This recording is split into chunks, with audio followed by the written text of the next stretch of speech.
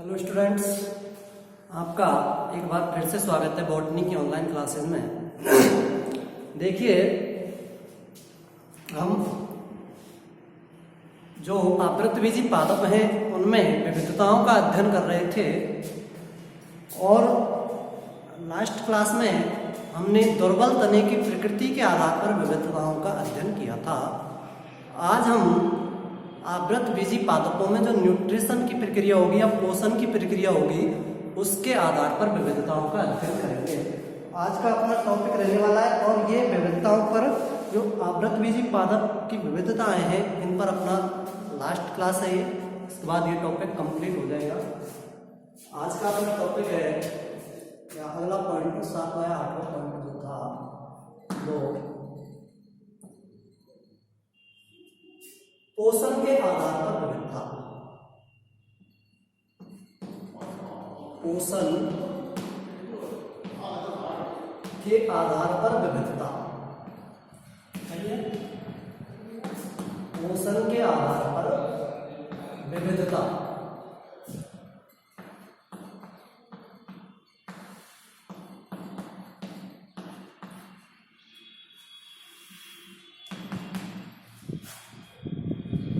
अर्थात diversity in the basis of nutrition, यानी nutrition पोषण को क्या कहते हैं इसमें न्यूट्रिशन। तो पोषण के आधार पर विविधता। देखिए, चाहे जो भी लिविंग प्राणी है या जीवित प्राणी जो होते हैं, चाहे वो जंतु हों चाहे पादप हों, सभी के लिए पोषण या भोजन जो है वो जरूरी होता है, क्योंकि उसे एनर्जी चाहिए और एनर्जी किससे मिलती है? पोषण से या भोजन प्राप्त करने से। तो सभी के लिए भोजन की रिक्वायरमेंट रहती है और ये सभी के लिए जरूरी है। अब पादपों में चूंकि अधिकांश जो आवृतबीजी पादप होते हैं स्वयंपोषी होते हैं। कैसे होते हैं? स्वयंपोषी होते हैं, अर्थात ऑटोट्रॉप्स होते हैं, अर्थात वो अपना भोजन स्वयं बनाते हैं। जबकि अगर जैसे जंतु में देखा जाए तो अधिकांशतः ये अपना भोजन खुद नहीं बनाते और दूसरों पर निर्भर रहते हैं, तो ये उपभोक्ता कहलाते हैं। वो इकोलॉजी का सिस्टम है, बाद में पढ़ेंगे। अभी अपन को ये देखना है कि विविधता पढ़ रहे हैं अपन, तो पोषण के आधार पर जो अधिकांश पादप तो कैसे होते हैं? आवृतबीजी स्वयंपोषी होते हैं और वो पर्णहरित जो पत्तियों में क्लोरोफिल उपस्थित होता है, पर्णहरित बोलते हैं जैसे, उसकी सहायता से और सूर्य के प्रकाश की उपस्थिति में कार्बन डाइऑक्साइड और जल का उपयोग करके अपने भोज्य पदार्थों या कार्बनिक पदार्थों का निर्माण कर लेते हैं। जबकि कुछ आवृतबीजी पादप अपना भोजन स्वयं नहीं बना पाते, तो वो विषमपोषी कहलाते हैं। क्या कहलाते हैं? विषमपोषी या हेटेरोट्रॉप्स। इसमें क्या लिखना है हमको कि पोषण के आधार पर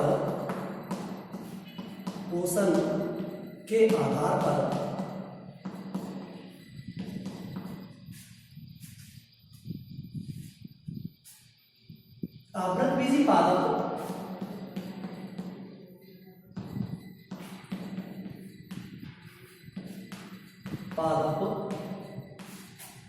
दो प्रकार के होते हैं।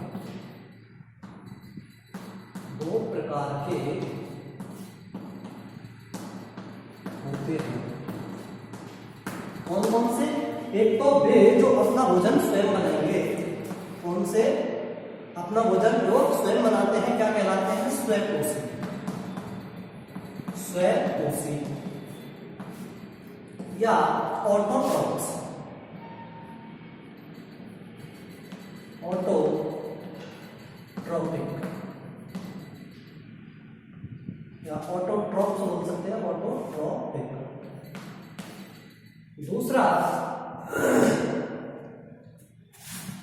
दूसरा प्रकार कौन सा है? विषमपोषी। विषमपोषी यानी ये अपना भोजन स्वयं नहीं बनाते और किसी अन्य पोषक पदार्थ या पोषक पादप है या पादप हो सकते हैं जंतु, उनसे अपना भोजन बनाते हैं। तो ये क्या कहलाते हैं? विषमपोषी या हेटेरोट्रॉप्स। क्या कहलाते हैं? हेटेरोट्रॉप्स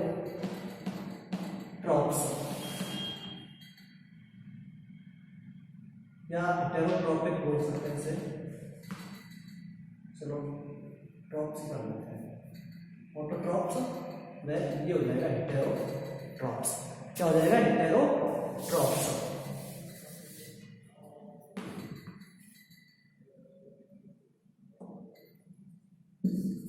यानी ऑटोट्रॉप्स और हेटेरोट्रॉप्स जो अपना भोजन स्वयं नहीं बनाएंगे वो क्या कहलाते हैं? विषमपोषी। अब इन विषमपोषी पादपों को भी आगे दो प्रकार में वर्गीकृत किया जाता है। जैसे अगर विषमपोषी पादप अपना भोजन मृत जीवों से प्राप्त कर रहे हैं तो वो मृतोपजीवी कहलाएंगे, और अगर जीवित जीवों से प्राप्त कर रहे हैं तो वो क्या कहलाएंगे? परजीवी कहलाएंगे। विषमपोषी को आगे कितने भागों में बांट दिया गया? विषमपोषी को दो भागों में, एक तो मृतोपजीवी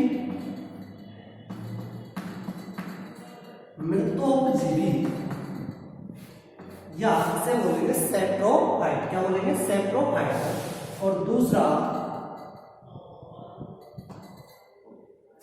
परजीवी। क्या? परजीवी। इसको बोलेंगे पैरासाइट। ये सैप्रोफाइट, ये पैरासाइट या परजीवी।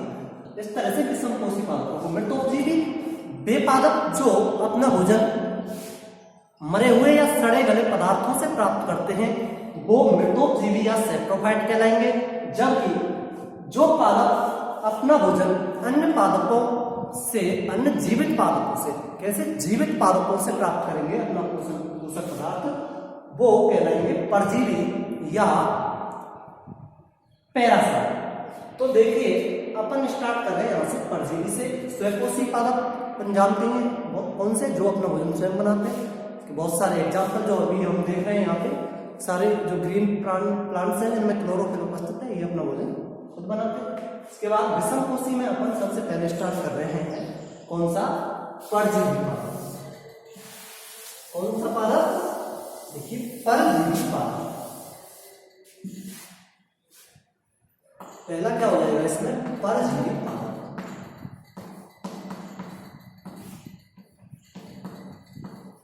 परजीवी पादप या पैरासिटिक प्लांट। क्या बोलेंगे इसको? पैरासिटिक या पैरासाइटिक प्लांट्स। पैरासाइटिक प्लांट्स कहा जाएगा इनको।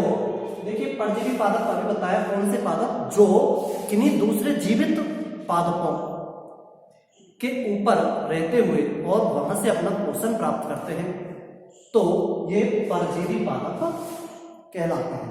जैसे इसका एग्जाम्पल, परजीवी पादपों के एग्जाम्पल के तौर पर अगर देखा जाए तो जैसे अमरबेल है या कसकुटा बोलते हैं जिसको, वो इसका एग्जाम्पल है। आगे परजीवी पादपों को दो भागों में बांट दिया गया। परजीवी पादपों को निम्न दो भागों में बांट दिया गया। जैसे पहला, एक तो पूर्ण स्तंभ परजीवी। कैसा? पूर्ण स्तंभ परजीवी।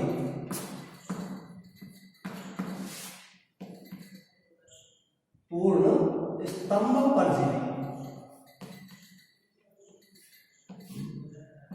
अर्थात ये पादप पूर्ण रूप से परजीवी होते हैं। ये पूर्ण रूप से परजीवी होते हैं, पूर्ण स्तंभ परजीवी हैं, जो किसी अन्य पादप के ऊपर पूर्ण रूप से परजीवी रहेंगे और इनमें जड़ें नहीं पाई जाती। जैसे इसका एग्जाम्पल कसकुटा या अमरबेल। एग्जाम्पल क्या है इसका? अमरबेल, या इंग्लिश में बोलते हैं इसको कसकुटा या अमरबेल। इसका जो तना है वो पीले कलर का, पीले और दुर्बल होता है, यानी पीले कलर का होता है और दुर्बल होता है। क्लोरोफिल का इसमें अभाव पाया जाता है। इनसे इसका जो तना है उसमें से बहुत सारे चूसकांग निकलते हैं, वो जिस पादप के ऊपर ये रहता है परजीवी के रूप में। एग्जाम्पल जैसे ये अमरबेल है, अधिकांश हम देखते हैं जो बबूल है अकेसिया जो बबूल का पादप है, इस बबूल के पादप के ऊपर अमरबेल रहती है और इसमें से क्या निकलते हैं? चूसकांग निकलते हैं। जो होस्ट पादप है इसका कौन सा? बबूल, उसके तने में एक तरह से अंदर की तरफ प्रवेश कर जाते हैं और वहां से पोषण प्राप्त करते रहते हैं इसके अमरबेल के। ये तो हो गया एक एग्जाम्पल किसका? पूर्ण स्तंभ परजीवी। पूर्ण स्तंभ परजीवी समझ गए, यानी पूर्ण रूप से किसी अन्य पादप के ऊपर निर्भर रहता है या उसके ऊपर परजीवी के रूप में रहता है और उस पादप को हानि भी पहुंचाते हैं। परजीवी, ये ध्यान रखना, जिस भी पादप के ऊपर रहेंगे उसको हानि पहुंचाएंगे क्योंकि उससे पोषण पदार्थों का तरह से अवशोषण करते हैं।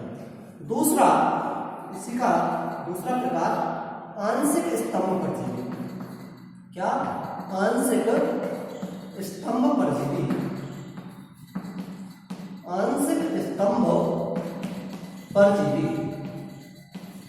जो आंशिक स्तंभ परजीवी पादप है ये पूर्ण रूप से परजीवी के रूप में नहीं रहेंगे, अर्थात इनमें क्या होगा, आंशिक स्तंभ परजीवी जो पादप हैं इनमें पत्तियां पाई जाती हैं। क्या पाई जाती हैं? पत्तियां पाई जाती हैं जिनमें क्लोरोफिल उपस्थित रहता है, तो ये अपना भोजन खुद बनाते हैं, लेकिन जो इसकी जड़ें हैं उनके द्वारा और ये या इनमें चूसकांग पाए जाएंगे इनमें भी, और उन चूसकांगों की सहायता से जिस पादप के ऊपर ये वृद्धि कर रहे हैं, यानी इनका जो होस्ट पादप है, होस्ट प्लांट है या पोषी पादप है, उस पादप से जल और खनिज लवणों का अवशोषण करते हैं। ये केवल जल और खनिज लवणों का अवशोषण करेंगे अपने पोषक पादप से, जबकि इनमें पत्तियां पाई जाती हैं, इसलिए भोजन का निर्माण एक खुद करेंगे। इसीलिए इनको क्या कहा गया है? आंशिक स्तंभ परजीवी। क्या? आंशिक स्तंभ परजीवी। तो स्तंभ पर वृद्धि करते रहते हैं और आंशिक परजीवी कहलाए क्योंकि ये केवल जल और खनिज लवणों का अवशोषण करते हैं। एग्जाम्पल इसके अगर देखे जाए तो एक तो इसका एग्जाम्पल है भाई डिस्कम एल्बम। क्या है? डिस्कम एल्बम। एक तो ये एग्जाम्पल इसका डिस्कम एल्बम। दूसरा इसी का एग्जाम्पल है बांदा। बांदा या लॉरेंथम बोलते हैं इसको।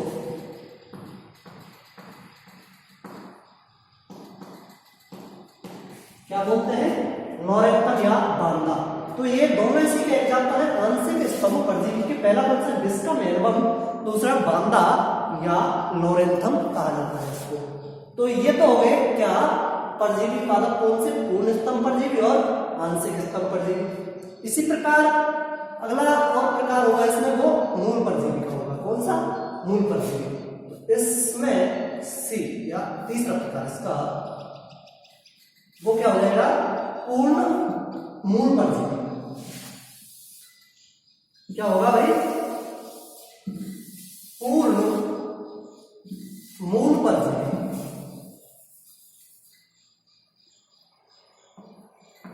पूर्ण मूल परजीवी अर्थात ये जो परजीवी पादप हैं ये जिस पादप के ऊपर उगेंगे उसके मूल या जड़ों पर उगते हैं, इसीलिए इसको क्या कहा गया है?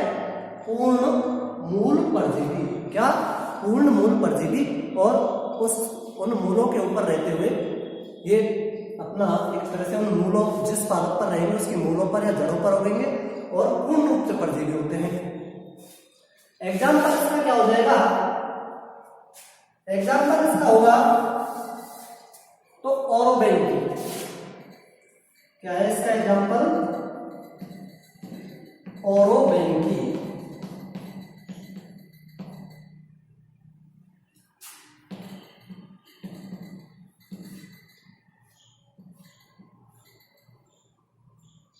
ओरोबेंकी। दूसरा इसका एग्जाम्पल है सिस्टेंकी।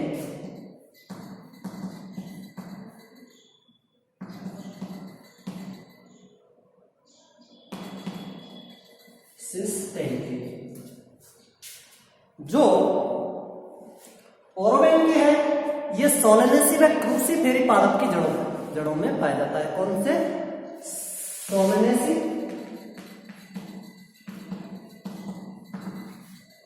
तथा क्रूसीफेरी कुल के जो पादप हैं उनकी जड़ों में पाया जाता है। क्रूसीफेरी कुल के पादपों की जड़ों में पाया जाता है।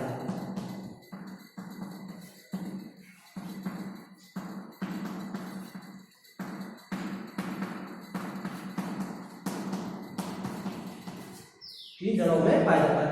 दूसरा प्रकार कौन सा है? इसका दूसरा एग्जाम्पल है सिस्टेंकी। ये स्विस टैंकी है, ये मिलेगा आंक, जो आंकड़ा है उस आंकड़ा की जड़ों में मिलता है। और स्विस टैंकी आंक का अगर साइंटिफिक नेम देखा जाए तो कैलाट्रोपिस ड्रोसेरा। क्या है? कैलाट्रोपिस ड्रोसेरा। देखिए ये आंक की की जड़ों में मिलता है पर वृद्धि करता है।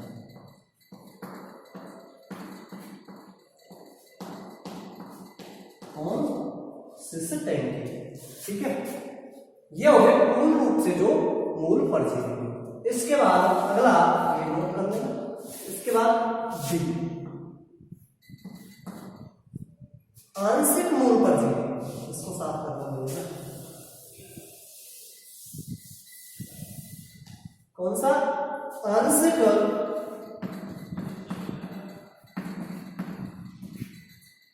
मूल परजीवी। आंशिक मूल परजीवी।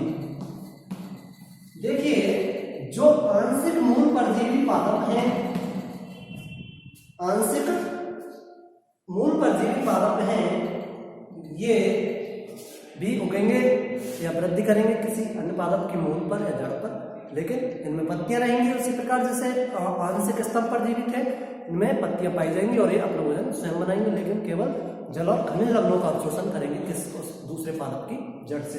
एग्जाम्पल क्या हो जाएगा इसका? जैसे एग्जाम्पल चंदन। क्या है? चंदन। जो चंदन है ये शीशम, अधिकांशतः शीशम की जड़ों के ऊपर आंशिक मूल परजीवी के रूप में पाया जाता है। क्या? चंदन। तो ये अपने परजीवी पादप को यहाँ पर पूर्ण होते हैं। इसके बाद दूसरा प्रकार इसका, दूसरा प्रकार क्या है? मृतोपजीवी। क्या है दूसरा प्रकार? मृतोपजीवी पादप। मृतोपजीवी पादप।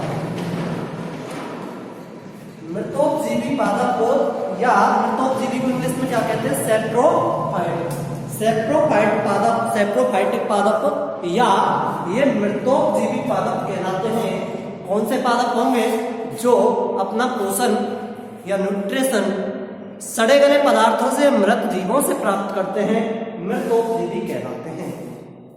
अगर वैसे पादपों में देखा जाए, आवृत बीजों की नहीं, यानी सभी अलग अलग पादपों में देखा जाए तो अधिकांशतः जो मृतोपजीवी होते हैं वो कवक या जीवाणु होते हैं, कवक या जीवाणु। लेकिन अभी अपन यहाँ पर आवृत बीजी पादपों की बात कर रहे हैं, तो एग्जाम्पल भी आवृत बीजी के ही लेने पड़ेंगे यहाँ पर। तो आवृत बीजी का अगर एग्जाम्पल देखा जाए, जो सड़े गए पदार्थों से या मृत पदार्थों से अपना पोषण प्राप्त करते हैं, इसका एग्जाम्पल है भाई मोनोट्रापा। क्या है? मोनोट्रापा। मोनोट्रापा आवृत बीजी जो पादप है वो मृतोपजीवी प्रकार का होता है। ये इसका एग्जाम्पल है। यहां पर अपने परजीवी और मृतोपजीवी पादप कंप्लीट हो जाते हैं। इसके बाद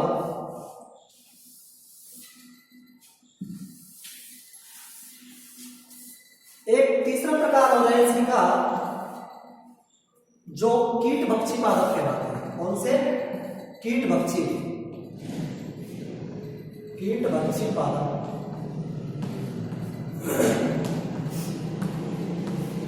या इंसेक्टिवोरस। क्या कहेंगे इनको? इंसेक्टिवोरस प्लांट्स या कीटभक्षी पादप। ये क्या करते हैं? अपना भोजन तो खुद बनाते हैं, लेकिन ये अधिकांशतः दलदली भूमि पर में मिलते हैं। कहां पर? दलदली भूमि में, जहां पर नाइट्रोजन की कमी होती है। किसकी? नाइट्रोजन की कमी होती है। तो अपनी नाइट्रोजन की पूर्ति के लिए ये कीटों का भक्षण करते हैं। किसकी? अपनी नाइट्रोजन की कमी की पूर्ति के लिए ये कीटों का भक्षण करते हैं। और कीटों के भक्षण करने के लिए इनमें विशेष रूपांतरित अंग पाए जाते हैं। इनमें विशेष रूपांतरित अंग पाए जाते हैं। उनकी सहायता से कीटों को पकड़ते हैं और उनका भक्षण करते हैं और उनका पाचन करने के बाद उनसे नाइट्रोजन जो पदार्थ है उनका तरह से अवशोषण कर लेते हैं। कौन से? कीटभक्षी पादप। इसके एग्जाम्पल देखे जाएं, कीटभक्षी पादपों के एग्जाम्पल एक तो इसका हो जाएगा ड्रोसेरा। क्या है इसका एग्जाम्पल? ड्रोसेरा। और देखो इसका दूसरा एग्जाम्पल निपेंथिस।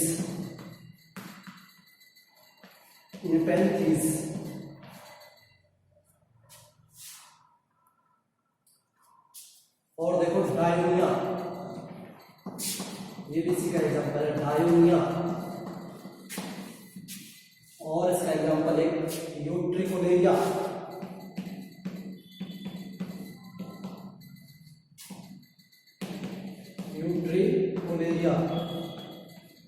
ये सारे कीटभक्षी पादपों के एग्जाम्पल है, कीटभक्षी या इंसेक्टिवोरस पादपों के एग्जाम्पल है। देखिए जो ड्रोसेरा है, कौन सा? जो ड्रोसेरा पादप है, इसकी पत्तियां होती हैं, उन पत्तियों के शीर्ष पर विशेष प्रकार के ग्रंथिल रोम पाए जाते हैं। क्या? ग्रंथिल रोम। ड्रोसेरा में जो पत्तियों के शीर्ष है उन पर विशेष प्रकार के ग्रंथिल रोम पाए जाते हैं।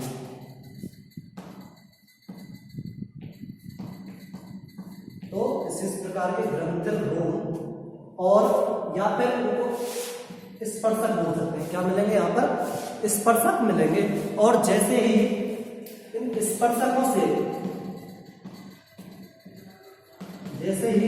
इन स्पर्शकों से कोई कीट आके टकराएगा तो ये सारे के सारे स्पर्शक आके उस कीट को एक तरह से जकड़ लेते हैं, और जो ये ग्रंथिल रोम है इनसे विशेष प्रकार के पाचक एंजाइमों का स्रावन होता है, जिससे कि उस कीट का पाचन कर दिया जाएगा, और जो उससे नाइट्रोजनी सब्सटेंस या पदार्थ मिलेंगे उनका क्रिया इसका जो पर्णग्रंथ है पत्ती का, उसकी सहायता से, और पर्णग्रंथ नहीं, पर्णफलक की सहायता से ये उसका अवशोषण कर लेगा। और ड्रोसेरा अर्थात क्या होगा, इसमें पत्तियां हैं, उन पर पत्तियों के शीर्ष पर स्पर्शक पाए जाएंगे। उन स्पर्शकों की सहायता से जो कीट है उनको पकड़ता है, और जो ग्रंथिल रोम है इनसे पाचक एंजाइम्स का स्रावन होगा और उसका पाचन कर लेता है। फिर नाइट्रोजन पदार्थों का पर्णफलक की सहायता से और ये अवशोषण करता है। इसके बाद देखिए इसका दूसरा एग्जाम्पल निपेंथिस है। कौन सा? निपेंथिस। ये ध्यान रखना, जो ड्रोसेरा है शाकीय पादप है, और कैसा? शाकीय पादप है। ऊंचाई लगभग 2 से 4 फीट की होती है इसकी ड्रोसेरा की। कैसा पादप है? शाकीय पादप। अगला निपेंथिस।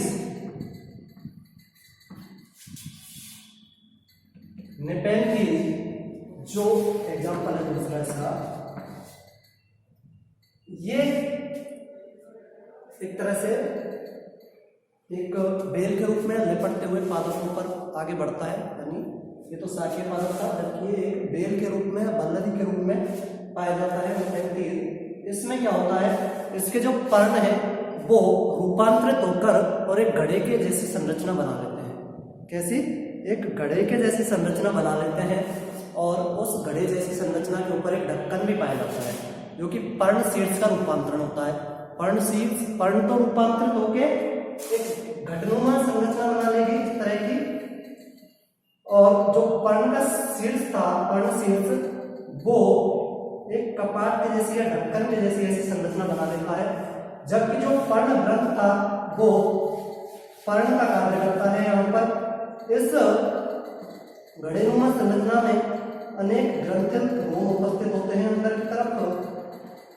अब जब कीट आके इससे टकराता है, इसमें गिर जाता है घड़े के अंदर, और जो ढक्कन जैसी संरचना थी वो ढक्कन इसके ऊपर बंद हो जाएगा, और कीट इसमें ये अंदर फंस जाता है। कीट फिर इन स्पर्शकों की सहायता से या जो ग्रंथ लोम है इनसे पाचक एंजाइमों का स्राव होगा और उसका कीट का एक तरह से पाचन कर दिया जाएगा। फिर वहां से नाइट्रोजन जो सब्सटेंस पदार्थ है उनका अवशोषण कर दिया जाता है। तो उनके इसमें पत्तियां रूपांतरित होकर घड़े जैसी संरचना बनाती हैं, इसीलिए लेपेंथिस को घटपर्णी भी कहा जाता है। क्या कहा जाता है? घटपर्णी। इसे घटपर्णी भी कहा जाता है, किसको? लेपेंथिस को। अगला देखिए एग्जाम्पल इसमें हमने लिखा है डायोनिया। डायोनिया क्या होगा? जो डायोनिया है, तीसरा एग्जाम्पल कौन सा है इसका? डायोनिया।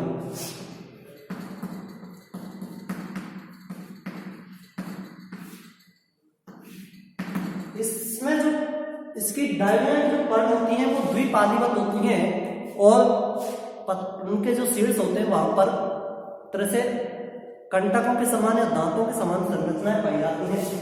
इस तरह से इसकी पत्तियां द्विपालीवत होंगी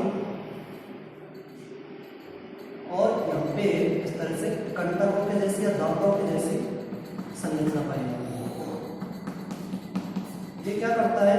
जैसे ही यहाँ पर आके कोई कीट बैठेगा पत्ती के ऊपर तो ये दोनों जो पट है इसके वो झट से बंद हो जाएंगे और कीट है वो इसके अंदर फंस जाएगा। फिर उसका पाचन कर लिया जाएगा। पाचन करने के बाद जब नाइट्रोजनी सब्सटेंस उनको अवशोषण हो जाएगा उनका, और अवशोषण होते ही कपाट खुल जाते हैं और कीट फिर से नीचे गिर जाता है। इसमें डायोनिया है। इसके बाद देखिए यूट्रिकुलेरिया है। यूट्रिकुलेरिया ये एक जड़ रहित पादप है। कैसा?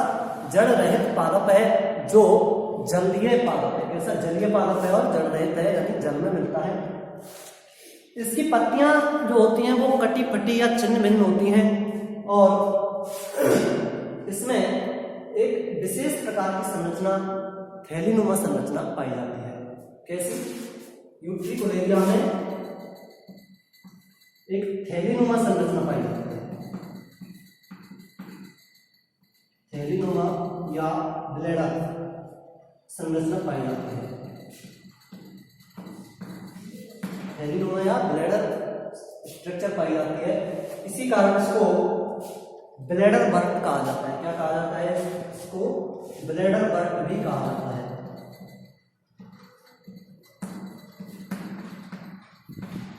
ब्लेडर बर्ट किस तरह की संरचना होगी?